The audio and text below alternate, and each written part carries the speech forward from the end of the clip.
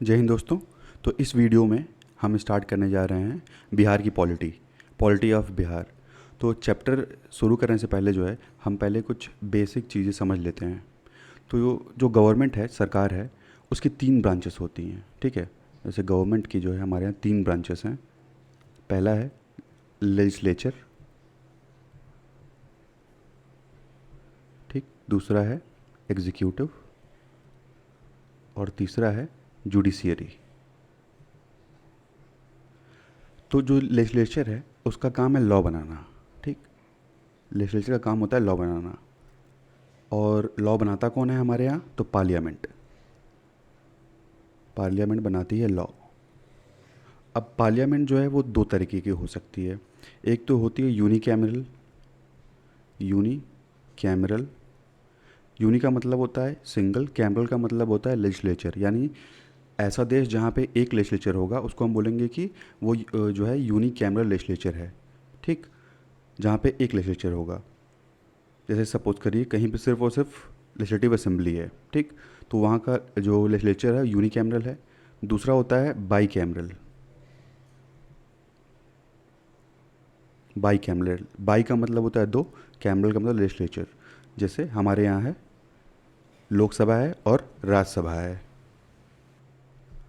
तो central level पे जो है लोकसभा है और राज्यसभा है। तो सेंट्रल लेवल पे ये हो गया बाई कैमरल लेजिस्लेचर। वहीं अगर स्टेट लेवल की बात करें तो स्टेट लेवल पे भी आपको कुछ स्टेट्स में जो है आपको लेजिस्लेटिव असेंबली देखने को मिलेगी, प्लस लेजिस्लेटिव काउंसिल भी देखने को मिलेगी। तो जहाँ पे सिर्फ और सिर्फ लेजिस्लेटिव असेंबली प्रेजेंट है तो ये कहा जाएगा कि उस स्टेट का जो लेजिस्लेचर है वो यूनी कैमरल है। और जहाँ पे लेजिस्लेटिव असेंबली के साथ लेजिस्लेटिव काउंसिल प्रेजेंट है, यानी विधान परिषद भी प्रेजेंट है और विधानसभा भी प्रेजेंट है, तो उसको बोलेंगे कि वहाँ का लेजिस्लेचर जो है वो बाई कैमरल है। ठीक है, वहाँ पे 2 लेजिस्लेचर प्रेजेंट है। तो जैसे लोकसभा राज्यसभा हो गया, वैसे ही लेजिस्लेटिव असेंबली और लेजिस्लेटिव काउंसिल हो गया। लोकसभा जैसे है उसको हम बोलते हैं लोअर हाउस। ठीक है, लोकसभा ऐसे एल से है, इसे याद रखिएगा, एल से लोअर। तो लोकसभा है लोअर हाउस। ठीक, वहीं राज्यसभा जो है वो है अपर हाउस। उसी तरह जैसे स्टेट में देखेंगे तो जो लेजिस्लेटिव असेंबली है वो हमारी लोअर हाउस है और जो लेजिस्लेटिव काउंसिल है वो हमारा अपर हाउस है। उसके बाद आता है एग्जीक्यूटिव। तो एग्जीक्यूटिव का काम जो है वो होता है जो भी लॉज बने हैं, ठीक है, उनको लागू करवाना। यानी लेजिस्लेचर के द्वारा जो लॉ बनाए गए हैं उनको एग्जीक्यूट कराने का काम एग्जीक्यूटिव करता है, एग्जीक्यूट करने का। तो लॉज को एडमिनिस्टर करने के काम जो है, लॉज को एडमिनिस्टर करने का काम एग्जीक्यूटिव करता है। अगर स्टेट में देखेंगे तो स्टेट के हेड होते हैं प्रेसिडेंट। ठीक है, स्टेट के हेड होते हैं प्रेसिडेंट। वहीं अगर हम बात करें जैसे बिहार स्टेट की, तो हेड ऑफ द स्टेट वहाँ कौन होगा? गवर्नर। ठीक है, अगर इंडिया में देखेंगे तो यहाँ पे हो गए हेड हो गए प्रेसिडेंट, और अगर स्टेट में देखेंगे तो यहाँ हो गए गवर्नर। अब बात करें head of the government. Head of the government कौन होता है? गवर्नमेंट का हेड कौन है? तो गवर्नमेंट का हेड जो है इंडिया के लेवल पे देखेंगे तो प्राइम मिनिस्टर, और स्टेट के लेवल पे देखेंगे तो चीफ मिनिस्टर हेड होते हैं। ठीक, उसके अलावा एग्जीक्यूटिव में कैबिनेट, जो मिनिस्टर्स होते हैं वो भी होते हैं। ठीक है, कैबिनेट भी होते हैं। अब बात करते हैं जुडिशियरी की। तो जुडिशियरी देखिए काम करता है इंटरप्रिटेशन का, यानी जो लॉज बने हैं उनको इंटरप्रेट करने का काम करता है कि जो लॉ बनाए गए हैं विधायिका के द्वारा, यानी लेजिस्लेचर के द्वारा जो भी लॉ बने हैं वो लॉ जो हैं वो सही है कि नहीं, वो कॉन्स्टिट्यूशंस के रूल्स एंड गाइडलाइंस को फॉलो करते हैं कि नहीं करते हैं, कहीं वो लॉ जो हैं वो हमारे संविधान के अगेंस्ट तो नहीं है। तो ये सारा जो चेक एंड बैलेंसेस का काम है ये करता है जुडिशरी। तो लॉज को इंटरप्रेट करने का काम और हमारे संविधान में जो आर्टिकल्स दिए हुए हैं उनको इंटरप्रेट करने का काम करता है जुडिशरी। तो लॉज को इंटरप्रेट करने का काम करता है जुडिशरी। और उसके लिए आपको जो है सुप्रीम कोर्ट और हाई कोर्ट देखने को मिलेगा। ठीक है, स्टेट लेवल पे हाई कोर्ट प्रेजेंट है और सुप्रीम कोर्ट प्रेजेंट है यूनियन लेवल पे। अब हम बात करते हैं स्टेट लेजिस्लेचर के बारे में। स्टेट लेजिस्लेचर, तो देखिए जो स्टेट लेजिस्लेचर है आपको कहीं कहीं जो है लेजिस्लेटिव असेंबली सिर्फ देखने को मिलेगी, और कहीं कहीं लेजिस्लेटिव असेंबली के साथ साथ लेजिस्लेटिव काउंसिल भी होता है। तो जहाँ पे लेजिस्लेटिव सिर्फ असेंबली प्रेजेंट है वो लेजिस्लेचर हो गया यूनी कैमरल, और जहाँ पे लेजिस्लेटिव काउंसिल और लेजिस्लेटिव असेंबली दोनों प्रेजेंट है वो हो गया बाई कैमरल। ठीक है, जहाँ पे 2 लेजिस्लेचर होंगे। तो यूनिकैमरल जो ये लेजिस्लेटिव असेंबली है इसको हम बोल सकते हैं सिंगल हाउस, ठीक है, और वहीं ये हो गया डबल हाउस। अब देखिए 6 स्टेट्स ऐसे हैं, 6 स्टेट ऐसे हैं जहाँ पे लेजिस्लेटिव असेंबली के साथ लेजिस्लेटिव काउंसिल प्रेजेंट है। तो वो कौन कौन से स्टेट हैं? तो यूपी, बिहार, आंध्र प्रदेश, तेलंगाना, महाराष्ट्र और कर्नाटका, ठीक है। ये 6 स्टेट हैं, यूपी, बिहार, आंध्र प्रदेश, तेलंगाना, महाराष्ट्र और कर्नाटका। पहले जम्मू कश्मीर भी था, लेकिन Jammu and Kashmir reorganisation act आया 2019 में। जम्मू कश्मीर रीऑर्गेनाइजेशन एक्ट आया 2019 में, और JNK की जो लेजिस्लेटिव काउंसिल है उसको एबॉलिश कर दिया गया। तो अब सिर्फ 6 स्टेट्स में जो है लेजिस्लेटिव काउंसिल प्रेजेंट है। अब हम बात करेंगे लेजिस्लेटिव असेंबली के बारे में। लेजिस्लेटिव असेंबली के बारे में तो इसको हिंदी में हम जो है विधानसभा भी बोलते हैं। और लेजिस्लेटिव असेंबली आता है हमारे आर्टिकल 170 में, और ये कहता है कि लेजिस्लेटिव असेंबली में जो है मिनिमम 60 से लेके 500 मेंबर्स तक हो सकते हैं, ठीक है। मिनिमम 60 मेंबर्स और मैक्सिमम जो है 500 मेंबर्स से नंबर जो है वो इंक्रीज़ नहीं हो सकता, ठीक। और लेजिस्लेटिव असेंबली जो है ये टेम्प्रोरी हाउस है, इसको बोलते हैं टेम्प्रोरी हाउस। क्यों बोलते हैं? क्योंकि हर 5 साल पे जो है इस पर इलेक्शन कंडक्ट किया जाता है, फिर उसके बाद से जो है मेंबर्स को चूज़ किया जाता है। तो हर 5 साल पे जो है इलेक्शन होता है, और लोगों के द्वारा जो है डायरेक्ट इलेक्शन होता है लेजिस्लेटिव असेंबली का, विधानसभा का जो है डायरेक्ट जो है चुनाव होता है। और ये टेम्प्रोरी हाउस इसलिए कहा जाता है क्योंकि हर 5 साल पे जो है आपको इलेक्शन देखने को मिलता है। वहीं अब बात करते हैं लेजिस्लेटिव काउंसिल की। तो लेजिस्लेटिव काउंसिल जो है वो आर्टिकल 171 में आता है, लेजिस्लेटिव काउंसिल, और इसको बोलते हैं परमानेंट हाउस। परमानेंट हाउस क्योंकि यह कभी जो है डिसॉल्व नहीं होता है। इसमें यह कहा जाता है कि इसमें सिर्फ और सिर्फ जो है 40 मेंबर्स मिनिमम, मतलब मिनिमम कम से कम जो है लेजिस्लेटिव काउंसिल में 40 मेंबर्स मिनिमम होने चाहिए, ठीक। मिनिमम 40 मेंबर्स होने चाहिए। अगर नहीं है मान लीजिए, तो उस स्टेट की जो लेजिस्लेटिव असेंबली है, उस स्टेट की जो लेजिस्लेटिव असेंबली है उसकी 1/3, ठीक है, उसके सिर्फ 1/3 मेंबर्स जो है उसमें हो सकते हैं लेजिस्लेटिव काउंसिल में, ठीक है। या तो मिनिमम 40 मेंबर्स हों, या उस स्टेट की जो लेजिस्लेटिव असेंबली है उसके अकॉर्डिंग सिर्फ और सिर्फ जो है 1/3 मेंबर्स उसके नंबर के 1/3 मेंबर होने चाहिए इसमें। अब बात करें कि जो लेजिस्लेटिव काउंसिल के जो मेंबर्स होते हैं उनका चुनाव कैसे होता है। तो 1/3 जो है वो लोकल बॉडीज से चुन के आते हैं। लोकल बॉडीज़ मतलब आपकी ये ग्राम सभा, ग्राम पंचायत वगैरह जो हो गई, तो इसी से चुन के आते हैं। उसके बाद 1/3 जो हैं वो उनको जो है लेजिस्लेटिव असेंबली के मेंबर्स चूज़ करते हैं। ये जो लेजिस्लेटिव असेंबली के जो मेंबर्स हैं वो लेजिस्लेटिव काउंसिल के 1/3 मेंबर्स को चूज़ करते हैं, उनका चुनाव करते हैं। उसके बाद 1/12 मेंबर्स जो होते हैं वो टीचर्स होते हैं, शिक्षक होते हैं। 1/12 मेंबर्स जो होते हैं वो ग्रेजुएट्स होते हैं, ठीक। उसके अलावा 5/6 मेंबर्स जो होंगे वो इनडायरेक्टली इलेक्ट होंगे, ठीक है। उनका इलेक्शन जो होगा वो इनडायरेक्ट इलेक्शन होगा। उसके बाद 1/6 मेंबर्स होंगे, उनको जो गवर्नर है उस स्टेट का वो नॉमिनेट कर सकता है। 1/6 मेंबर्स को जो है गवर्नर जो है वो नॉमिनेट करेगा। अब बात करते हैं कि इनके क्वालिफ़िकेशन की।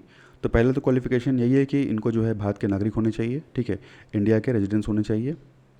उसके बाद लेजिस्लेटिव काउंसिल के लिए 30 ईयर्स ऑफ एज, 30 साल का उम्र होना चाहिए अगर आपको लेजिस्लेटिव काउंसिल का मेंबर बनना है तो।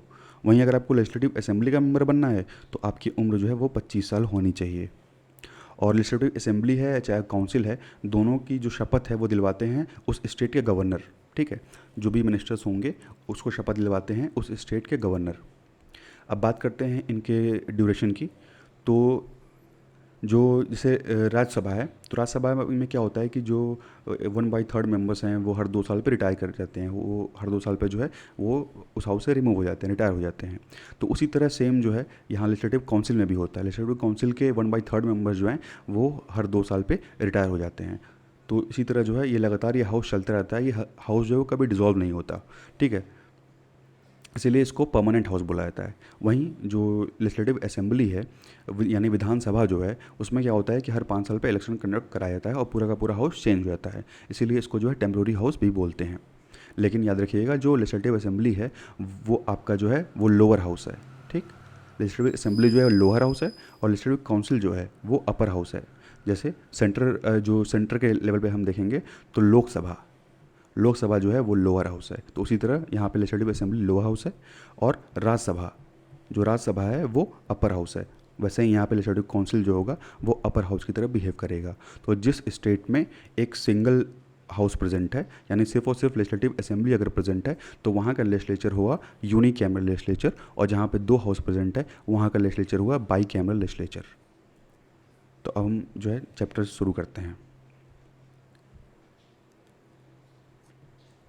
तो बिहार की जो है शुरू से एक इंडिपेंडेंट आइडेंटिटी रही है प्रोविंस के तौर पे, यानी स्टेट के तौर पे, चाहे वो शेर शाह सूरी के टाइम पे हम देखें, चाहे वो अकबर के टाइम पे हम देखें।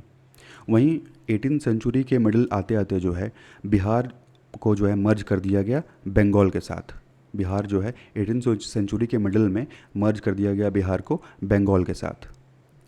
उसके बाद जो है जो ब्रिटिश सरकार थी, ब्रिटिश सरकार के द्वारा जो है 12 दिसंबर 1911 को एक इम्पीरियल दरबार जो है कंडक्ट किया गया। एक इम्पीरियल दरबार का आयोजन किया गया 12 दिसंबर 1911 को, जो ब्रिटिश गवर्नमेंट थी उसके द्वारा। और वहाँ पे उस दरबार में ये अनाउंस किया गया कि बिहार और उड़ीसा को जो है बंगाल से अलग कर दिया जाएगा, बिहार और उड़ीसा को बंगाल से सेपरेट कर दिया जाएगा। उसके बाद 1 अप्रैल 1912 को, डेट याद रखिएगा, 1 अप्रैल 1912 को जो है बिहार और उड़ीसा को जो है एक ऑफिशियली दर्जा देते हुए एक सेपरेट स्टेट बना दिया गया, और उसकी कैपिटल बना दी गई पटना। उसके बाद 1936 में बिहार और उड़ीसा को अलग कर दिया गया, और 1956 में जो है रीऑर्गेनाइजेशन एक्ट आया, ठीक है, लैंग्वेज के बेसिस पे, लिंग्विस्टिक बेसिस पे जो है स्टेट का रीऑर्गेनाइजेशन एक्ट आया, और बिहार के कुछ एरियाज़ को जो है, बिहार के कुछ इलाकों को बंगाल में मर्ज कर दिया गया, बंगाल में ट्रांसफ़र कर दिया गया through reorganisation of state act. उसके बाद 15 नवंबर 2000 को जो है झारखंड को बिहार से अलग कर दिया गया, और झारखंड जो है एक नया स्टेट बन गया। अगर हम एरिया वाइज देखेंगे तो area wise all over India जो है बिहार की जो पोजीशन है, बिहार का जो एरिया है उसके अकॉर्डिंग 12वां स्थान है बिहार का पूरे भारत में, ठीक है, 12th पोजीशन है बिहार की एरिया वाइज। वहीं अगर पॉपुलेशन वाइज देखेंगे तो पॉपुलेशन वाइज जो है वो बिहार का 3रा स्थान है। पहला और दूसरा स्थान आप कमेंट करके बताइए कि पहला और दूसरा स्थान किस स्टेट का है पॉपुलेशन के मामले में। बिहार के एडमिनिस्ट्रेशन को जो है 4 पार्ट में, 4 कैटेगरीज़ में जो है डिवाइड किया गया है। पहला है स्टेट का लेजिस्लेचर, उसके बाद है जुडिशरी यानी न्यायपालिका, फिर एग्जीक्यूटिव आता है, और उसके बाद हम देखेंगे लोकल एडमिनिस्ट्रेशन। तो पहले हम बात करेंगे स्टेट लेजिस्लेचर के बारे में। तो देखिए जो बिहार का लेजिस्लेचर है वो बाई कैमरल है, यानी 2 लेजिस्लेचर है, लेजिस्लेटिव काउंसिल प्रेजेंट है और लेजिस्लेटिव असेंबली प्रेजेंट है। अब बात करते हैं लेजिस्लेटिव काउंसिल की। लेजिस्लेटिव काउंसिल जिसको हम विधान परिषद भी बोल सकते हैं, विधान परिषद, और वहीं लेजिस्लेटिव असेंबली को विधानसभा। गवर्नमेंट ऑफ इंडिया एक्ट 1990 में क्या किया गया कि यूनी कैमरल लेजिस्लेचर को जो है कन्वर्ट कर दिया गया बाई कैमरल में, यानी गवर्नमेंट ऑफ इंडिया एक्ट 1990 से पहली बार जो है लेजिस्लेटिव काउंसिल का गठन किया गया बिहार में। पहले सिर्फ लेजिस्लेटिव असेंबली थी, लेकिन गवर्नमेंट ऑफ इंडिया एक्ट 1990 आया और लेजिस्लेटिव काउंसिल जो है वो ऐड कर दिया गया बिहार में। उसके बाद आता है गवर्नमेंट ऑफ इंडिया एक्ट 1935, और इस एक्ट से क्या किया जाता है कि बिहार के लेजिस्लेटिव काउंसिल में जो है 29 मेंबर्स इंट्रोड्यूस कर दिए जाते हैं। उसके बाद जब पहला जनरल इलेक्शन होता है 1952 में, 1952 में जब पहला जनरल इलेक्शन कंडक्ट किया जाता है, तो उस समय जो है मेंबर्स की संख्या को इंक्रीज़ कर दिया जाता है 72, ठीक। पहले 29 मेंबर्स थे जब गवर्नमेंट ऑफ इंडिया एक्ट 1935 आया। तो उसके बाद जब जनरल इलेक्शन हुए 1952 में, तो उसमें जो है इसको नंबर को इंक्रीज़ करके 72 कर दिया गया। उसके बाद 1958 में 72 से बढ़ा करके 90 कर दिया गया। उसके बाद अब 2000 में जब बिहार रीऑर्गेनाइजेशन एक्ट आया, उस समय जब झारखंड को अलग कर दिया गया बिहार से, तो उस समय जो है नंबर्स थी 96, तो 96 से घटा करके जो है नंबर कर दिया गया 75 मेंबर्स का, 75 मेंबर्स का नंबर कर दिया गया कि अब लेजिस्लेटिव काउंसिल में, बिहार के लेजिस्लेटिव काउंसिल में 75 मेंबर्स होंगे। लेजिस्लेटिव काउंसिल जो होती है वो एक परमानेंट बॉडी होती है, और 1/3 मेंबर्स जो होते हैं वो हर 2 साल पे, लेजिस्लेटिव काउंसिल के जो मेंबर्स हैं वो हर 2 साल पे रिटायर कर जाते हैं। जो लेजिस्लेटिव काउंसिल के मेंबर्स होते हैं उनको 6 साल के लिए सिर्फ जो है इलेक्ट नॉमिनेट किया जाता है, और 1/3 जो है हर 2 साल पे रिटायर होते रहते हैं। जो प्रिजाइडिंग ऑफिसर होते हैं विधान परिषद के, उनको हम बोलते हैं चेयरमैन या डिप्टी चेयरमैन। ठीक है, जैसे लोकसभा के जो प्रिजाइडिंग ऑफिसर हैं उनको हम स्पीकर बोलते हैं। ठीक है, स्पीकर होते हैं, डिप्टी स्पीकर होते हैं। उसी तरह जो विधान परिषद है उसके जो चेयरमैन हैं उसको क्या बोल सकते हैं हम, प्रिजाइडिंग ऑफिसर को चेयरमैन या डिप्टी चेयरमैन बोल सकते हैं। तो कुछ मेंबर्स जो हैं वो नॉमिनेट किए जाते हैं, यानी जो लेजिस्लेटिव काउंसिल है उसके कुछ मेंबर्स नॉमिनेट किए जाएंगे लेजिस्लेटिव असेंबली के मेंबर के द्वारा। उसके अलावा कुछ जो है जो ग्रेजुएट्स होते हैं, टीचर्स होते हैं, उनके द्वारा जो है उनको सेलेक्ट किया जाता है। वहीं जो अपर हाउस है, जो लेजिस्लेटिव काउंसिल है, ये इनडायरेक्टली इलेक्टेड होते हैं। ठीक है, थ्रू एन इलेक्टोरल कॉलेज इनका इलेक्शन इनडायरेक्टली होता है। वहीं जो लेजिस्लेटिव असेंबली है उसका इलेक्शन जो है डायरेक्ट होता है। जैसे लोकसभा है तो लोकसभा का जो इलेक्शन है वो डायरेक्ट होता है, लोग डायरेक्ट उसमें वोट करते हैं। वहीं जो राज्यसभा है वो उसका इलेक्शन जो है वो इनडायरेक्ट होता है। तो सेम यहाँ पे भी है, लेजिस्लेटिव काउंसिल का जो इलेक्शन है वो इनडायरेक्ट इलेक्शन होता है। वहीं लेजिस्लेटिव असेंबली का जो इलेक्शन है वो डायरेक्ट इलेक्शन होता है, डायरेक्ट जो लोग हैं उसमें लोग जो हैं उसमें वोट करते हैं। 243 मेंबर्स जो हैं वो लेजिस्लेटिव असेंबली में हैं, और 75 मेंबर्स जो हैं वो लेजिस्लेटिव काउंसिल में हैं। और लेजिस्लेटिव असेंबली का जो टर्म है वो 5 साल का होता है, और लेजिस्लेटिव काउंसिल का जो टर्म है वो 6 साल का होता है। ठीक है, हर 2 साल पे इस पे लोग रिटायर हो जाते हैं, और ये 5 साल के लिए चुने जाते हैं, फिर दोबारा से चुना होता है, फिर 5 साल के लिए चुने जाते हैं। अब बात करते हैं बिहार के लेजिस्लेटिव असेंबली के बारे में। तो जो बिहार की लेजिस्लेटिव असेंबली है ये एग्जिस्टेंस में आती है 1937 में। 1937 में एग्जिस्टेंस में आती है, और उस टाइम जो है असेंबली की स्ट्रेंथ थी 152 मेंबर्स। उस समय जो है 152 मेंबर्स थे हमारे लेजिस्लेटिव असेंबली में। पहला जनरल इलेक्शन जो है बिहार में 1952 में होता है, और उस टाइम जो टोटल स्ट्रेंथ थी लेजिस्लेटिव असेंबली की वो थी 331। 331 मेंबर्स थे उस टाइम 1952 के जनरल इलेक्शन के टाइम बिहार में। और उसमें जो है एक नॉमिनेटेड मेंबर्स थे, यानी 330 मेंबर्स थे, प्लस एक जो है वो नॉमिनेटेड मेंबर था। ठीक है, जिसको नॉमिनेट करेंगे हम उस स्टेट के गवर्नर, यानी हमारे स्टेट के गवर्नर जो है नॉमिनेट करेंगे। तो 330 मेंबर्स थे 1952 में, प्लस एक जो है वो नॉमिनेटेड मेंबर्स था, और वो नॉमिनेटेड मेंबर जो है नॉमिनेट करेंगे गवर्नर। इलेक्शन के बाद जो है श्री कृष्ण सिंह पहले हमारे चीफ मिनिस्टर बनते हैं बिहार के, और इनको बोल सकते हैं first leader of the house. ठीक है, पहले चीफ मिनिस्टर बनते हैं। वहीं डॉक्टर अनुग्रह नारायण सिन्हा जी जो हैं ये पहले डिप्टी लीडर बनते हैं, यानी पहले जो है डिप्टी चीफ मिनिस्टर का पद ये संभालते हैं। उसके बाद सन 2000 में जो है एक बिहार रीऑर्गेनाइजेशन एक्ट जो है पास किया जाता है, और ये एक्ट पास होने के बाद ये एक्ट जो है पार्लियामेंट पास करती है, और बिहार और झारखंड जो है अलग अलग हो जाते हैं। झारखंड जो है एक नया स्टेट बन जाता है। तो उसके बाद क्या किया जाता है कि बिहार की जो लेजिस्लेटिव असेंबली है उसकी सीट को, उसके मेंबर्स की संख्या को 325 से घटा के 243 कर 243 कर दिया जाता है। ठीक है, तो ये संख्या कम किससे हुई, तो बिहार के रीऑर्गेनाइजेशन एक्ट ऑफ 2000। ठीक है, इससे जो है मेंबर्स की संख्या 325 से घटाकर 243 कर दी गई। अब हम बात करते हैं एग्जीक्यूटिव की। एग्जीक्यूटिव यानी जो हमारे कार्यपालिका है। ठीक है, एग्जीक्यूटिव को बोलते हैं कार्यपालिका। तो एग्जीक्यूटिव में उस हमारे स्टेट के governor, chief minister, council of ministers जो कि काम करते हैं under chief minister, and the advocate general of the state. ठीक है, तो याद रखिएगा एग्जीक्यूटिव में गवर्नर आते हैं, chief minister, council of ministers और advocate general of the state.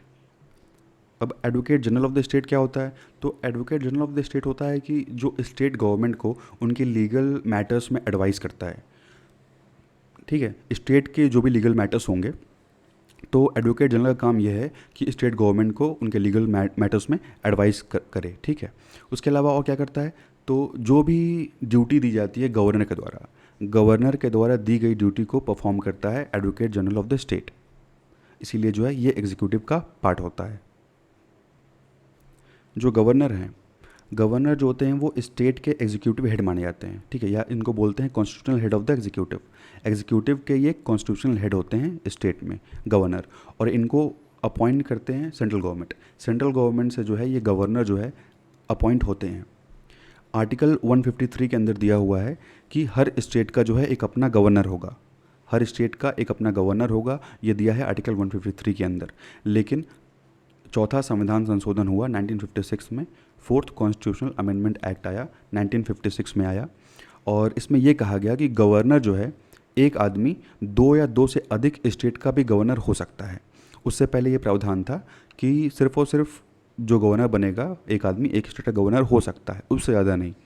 लेकिन फोर्थ कॉन्स्टिट्यूशनल अमेंडमेंट हुआ 1956 में, और उसके वजह से इंट्रोड्यूस किया गया कि एक पर्सन जो है वो 2 या 2 से अधिक स्टेट्स को भी संभाल सकता है, 2 या 2 से अधिक स्टेट्स को भी देख सकता है, यानी 2 या 2 से अधिक स्टेट्स का एक सिंगल गवर्नर हो सकता है। ठीक है, ये हुआ फोर्थ कॉन्स्टिट्यूशनल अमेंडमेंट एक्ट 1956 में। जो एग्जीक्यूटिव पावर होती है स्टेट की, किसी भी स्टेट की जो एग्जीक्यूटिव पावर है वो होती है गवर्नर के पास, और गवर्नर अपॉइंट किया जाता है केंद्र सरकार के द्वारा। केंद्र सरकार के द्वारा जो है गवर्नर को अपॉइंट किया जाता है, और गवर्नर जो है वो काम करते हैं एडवाइस पे, काउंसिल ऑफ मिनिस्टर्स की एडवाइस पे, और काउंसिल ऑफ मिनिस्टर्स के हेड होते हैं हमारे चीफ मिनिस्टर। ठीक है, तो काउंसिल ऑफ मिनिस्टर्स के हेड हैं चीफ मिनिस्टर, तो एक तरह से समझ सकते हैं कि इन्हीं की एडवाइस पे जो है गवर्नर काम करता है। उसी तरह सेम होता है सेंट्रल लेवल पे कि प्रेसिडेंट है, प्रेसिडेंट जो है एडवाइस लेते हैं। एडवाइस किससे काम करते हैं? तो काउंसिल ऑफ मिनिस्टर्स के, और काउंसिल ऑफ मिनिस्टर्स के हेड हैं हमारे प्राइम मिनिस्टर। ठीक है, तो वही सेम सिस्टम यहाँ पे है कि यहाँ पे गवर्नर है, एडवाइस होगा इनका काउंसिल ऑफ मिनिस्टर्स का, और हेडेड बाय चीफ मिनिस्टर्स। अब बात करते हैं हम चीफ मिनिस्टर के बारे में।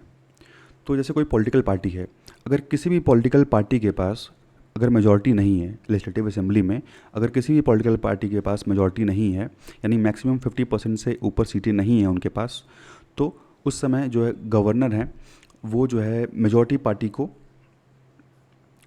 वो जो है बुला सकता है। अगर मान ली किसी के पास नहीं है, या अगर कोई पार्टी है जिसके पास जो है 50 से ऊपर मेंबर्स हैं, तो उस समय गवर्नर क्या करेगा कि उस पार्टी को कहेगा कि आप सरकार बनाइए। वो चीफ मिनिस्टर वो उस पार्टी से कहेगा कि आप अपना एक लीडर जो है चीफ मिनिस्टर के लिए खड़ा कर सकते हैं। ठीक है, तो जो भी उस पार्टी का जो लीडर होगा उसको चीफ मिनिस्टर बना दिया जाएगा। वहीं जब क्या होता है कि अगर किसी भी पार्टी के पास क्लियर मेजॉरिटी नहीं है, तो उस समय जो है कोलिशन गवर्नमेंट बनती है, यानी जिसको हम गठबंधन की सरकार बोलते हैं, कि दो या दो से अधिक पार्टियां एक साथ मिल करके जो है सरकार बनाती हैं।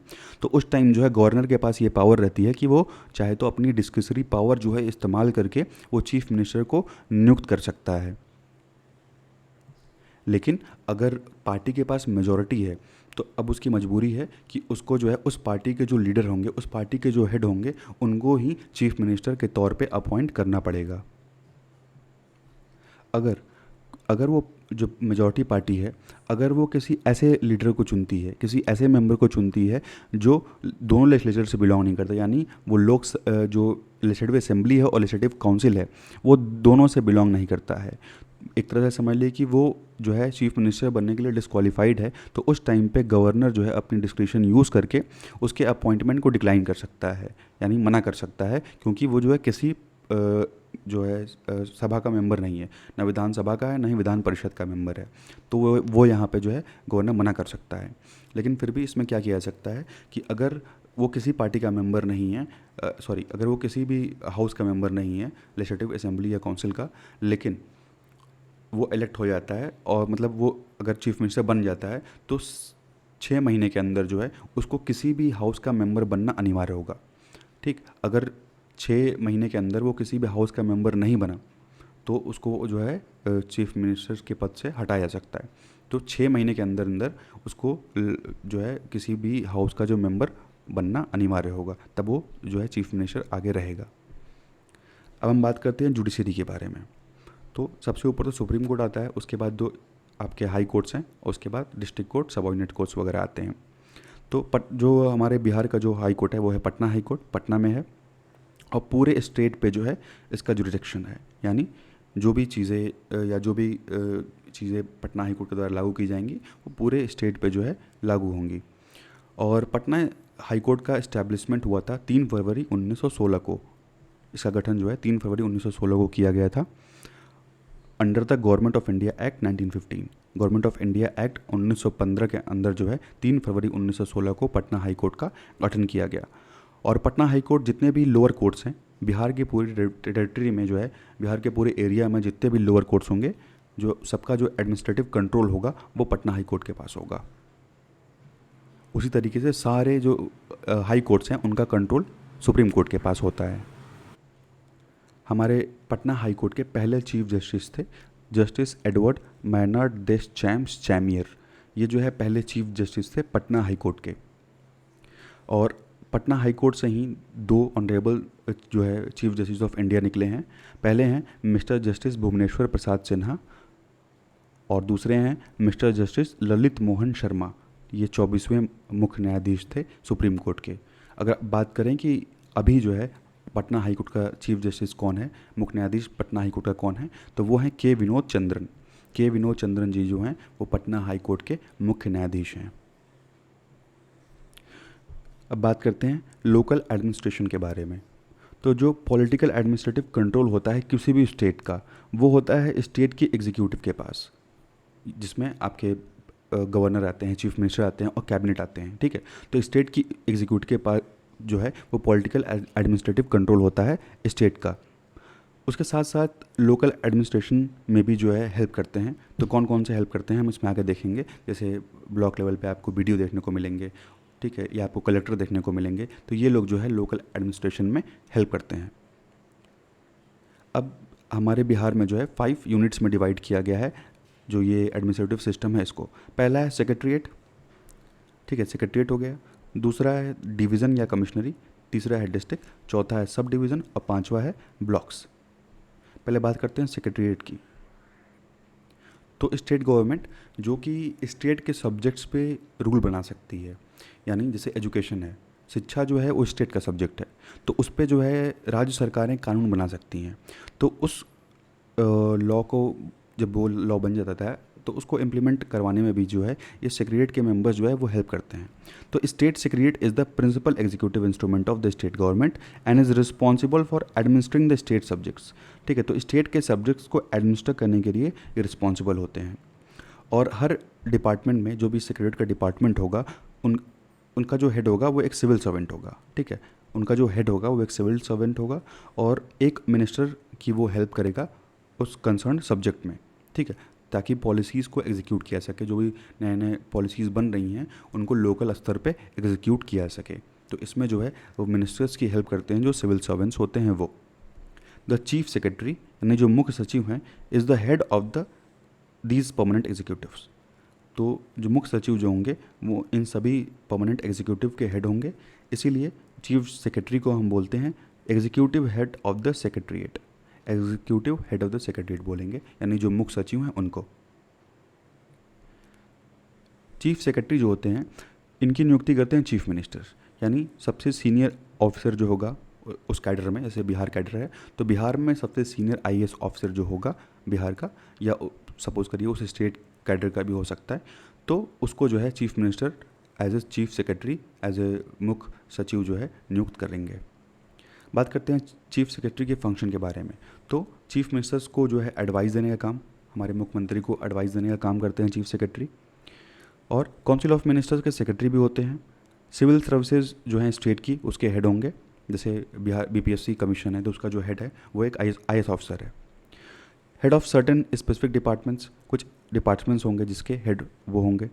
उसके अलावा chief coordinator of the state administration, coordinator of centre state and inter state levels, और स्टेट सेक्रेटरीट के भी हेड होंगे, और जो क्राइसिस एडमिनिस्ट्रेटर हैं उसके भी हेड होंगे चीफ सेक्रेटरी, ठीक है।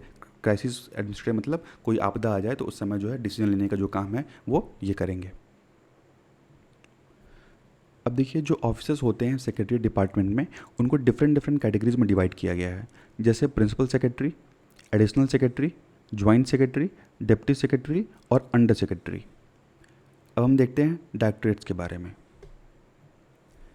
जो सेक्रेटरीट हैं उनका काम है कि जो भी पॉलिसीज़ वगैरह आई तो उसका जो गोल होगा, पॉलिसीज़ का जो गोल है वो इनको सेट करने का जो है काम करते हैं, ठीक है। जो भी पॉलिसीज़ के गोल्स होंगे उनको सेट करने का काम जो है वो सेक्रेटरीट करता है। और उस गोल को अचीव करने के लिए जो है एग्जीक्यूटिव डिपार्टमेंट काम करता है, ठीक है।